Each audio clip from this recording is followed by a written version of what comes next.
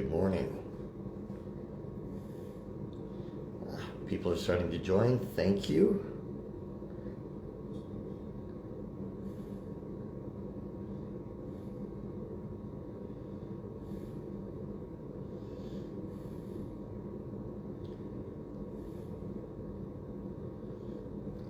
More joining. Thank you for getting up early, or maybe you're getting ready for work.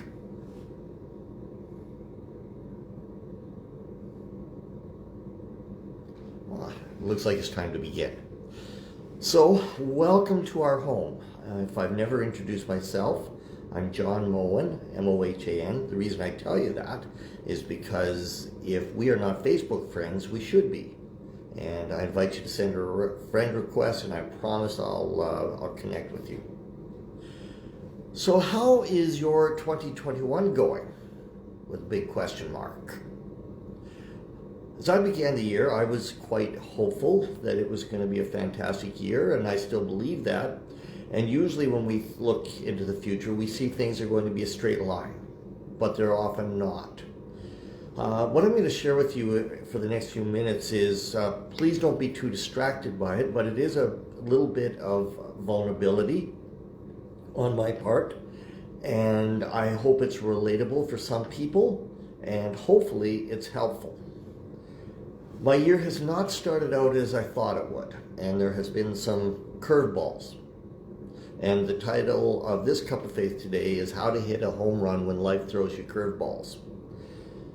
So, first of all, on a positive side, I think, but it is causing me a lot of angst, is I have been asked to consider a project.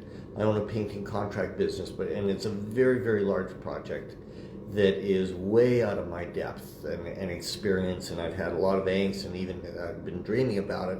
But that's what I would call a curveball, out of my comfort zone. Another is that I've had some blurred vision this year, and I was hoping that it was just a virus. And I was at the optometrist yesterday and received a unfortunate diagnosis that it is optical nerve damage, and it may not be treatable or reversible. So I've lost about half of my vision in my one eye, and it's a bit inconvenient at times. And the last curveball I have gotten this year is this past Sunday afternoon. I got a message from my nephew that my sister, I have an older sister, and she is in end-of-life care in Regina, and so this is just, it's another one, and we are supporting and praying for the family. So it's been those curveballs that I've been dealing with so far this year. Now there are some lessons, because I am sure that a lot of you have your own curveballs. And how do we handle them? If you think of life like being at playing in a baseball game, and you're standing there and the pitcher is throwing curveballs, how do you respond?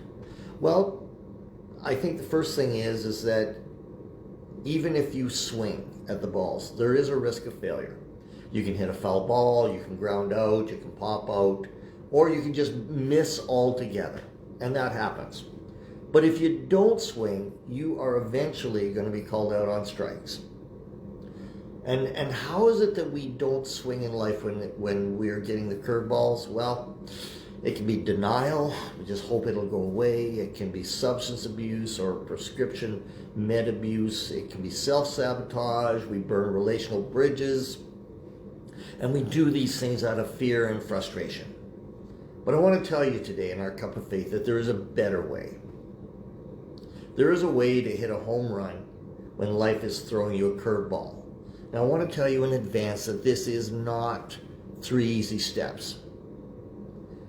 This is going to be something simple, and yet it is profound. Because I believe the more profound our faith is, the more simple it is. Let me give you a couple of examples from the scriptures.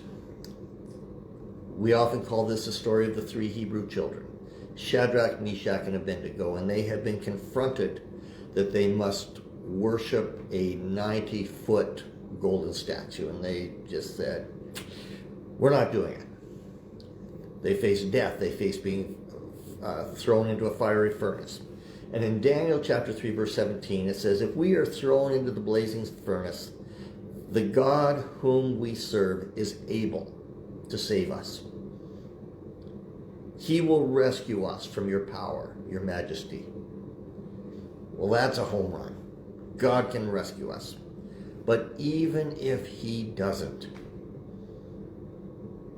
we will not change allegiances. We are not bowing. We are not changing our minds on this. We will endure the consequences. Now here's another way to look at that. Even if he doesn't rescue us, we are not changing allegiances. And this is from John chapter 6. And it begins in verse 66, where at this point, many of his disciples turned away. Jesus had begun to teach hard things, challenging things. And they deserted him. And he turns to his 12 and he says, are you also going to leave? It's one of my all-time favorite verses because this is where I live so much. Verse 68, Simon Peter replied, Lord, to whom would we go? Stop for a moment. When life throws you a curveball, to whom would you go? What other choice is there? You have the words that give eternal life.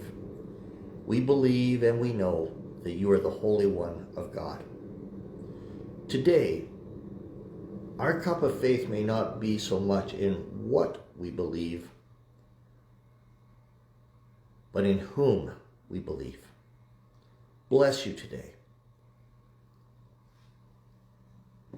If you're having curveballs, your pastors in your church are praying for you, and there are people that are ready to love you and hug you and journey with you.